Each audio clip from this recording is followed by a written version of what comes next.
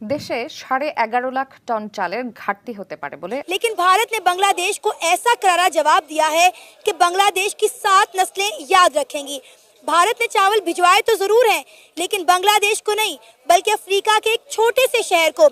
इसे कहते हैं भिगो भिगो के मारना। यूनुस सरकार और सेना को अमेरिका ने झटका दिया है। अमेरिका ने बांग्लादेश की तरफ से F-16 लड़ाकू विमानों की खरीद की कोशिशों को ठंडे बस्ते में डाल दिया है।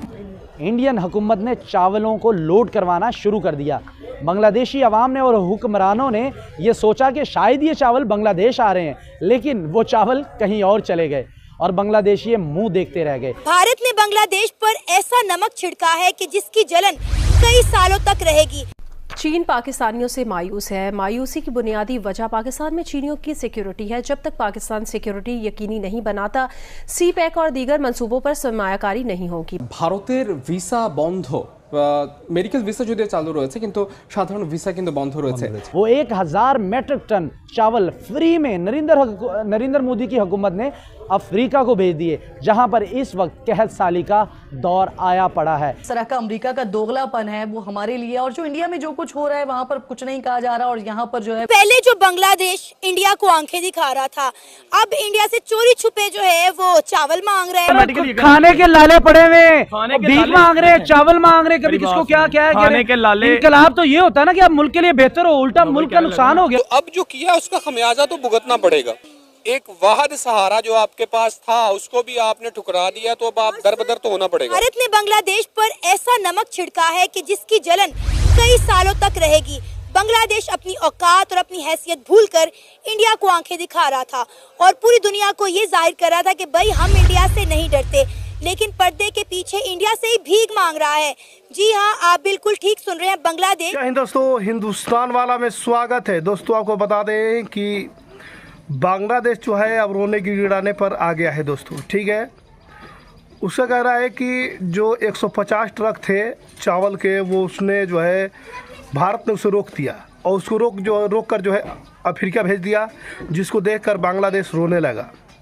बांग्लादेश सोचा कि ये लोड जो हुआ है चावल का शायद हमारे यहाँ आएगा, लेकिन भारत ने उसे अफ्रीका भेज दिया, जिसको देखकर पूरा बांग्लादेश के लोग भी रो रहे हैं। दोस्तों, ठीक है, और इसके गलत व्यवहार से जो है ये लोग जो है हिंदू विरोधी जो बने हुए हैं, इसके व्यवहार से अमेरिका ने बहुत ही बड़ा जो है चेतावनी जारी कर दिया है। दोस्तों, ठीक है, अमेरिका कहना है कि भारत के साथ दुश्मनी आपको बहुत ही महंगी पड़ सकती है, और जो हिंदू विरोधी जो है जो हिंसा कर रहे हैं उसको रोक दो, वरना बहुत ही ज़्यादा महंगा पड़ सकता है पूरे बांग्लादेश को लेकर के।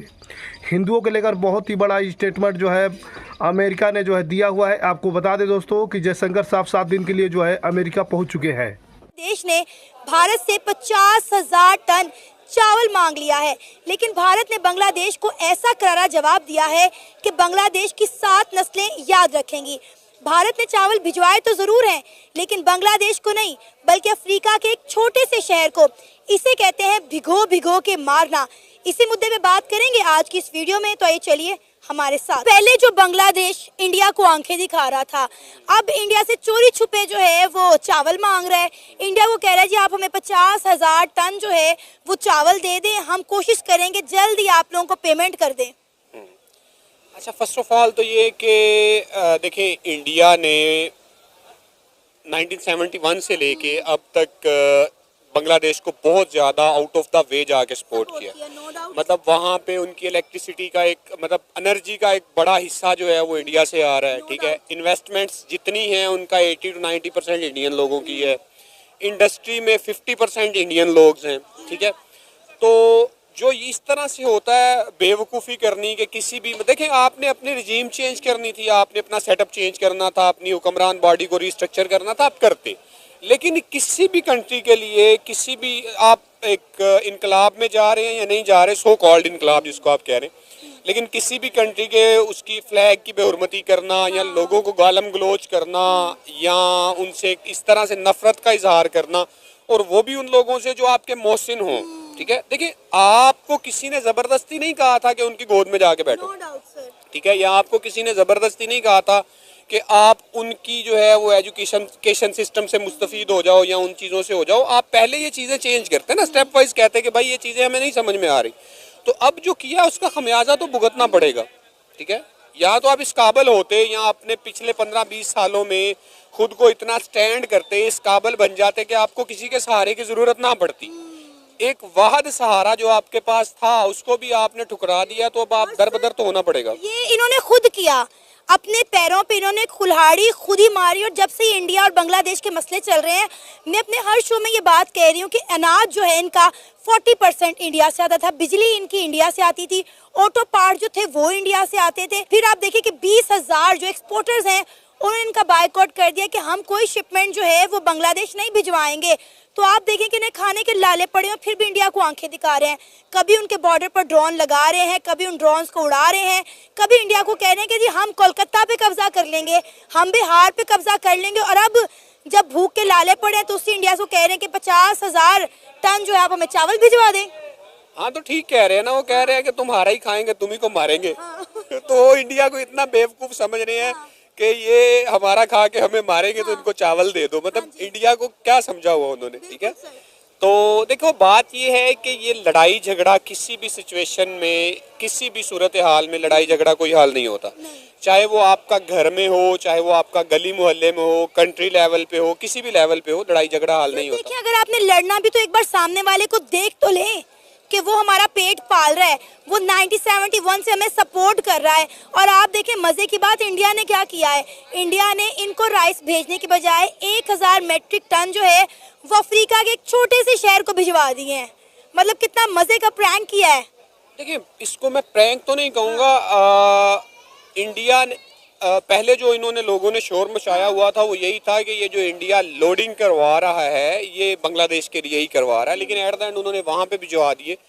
वहाँ पे भी ज़रूरत है इंसानों को, वहाँ पे भी इंसान ही हैं, भूख से मर रहे हैं। मैं इसलिए नहीं कहूँगा कि यार ये मुसलमान है और वो मुसलमान नहीं है, या ये हमारे मतलब पाकिस्तानी थे पहले पाकिस्तान था। ये हमदर्दी नहीं है मेरी, जितनी इनके लिए हमदर्दी है उतनी ही उनके लिए हमदर्दी है कि वो भी इंसान है। तो वो उस पर तो मैं कोई इस तरह का आर्गुमेंट नहीं करूँगा या कमेंट नहीं करूँगा।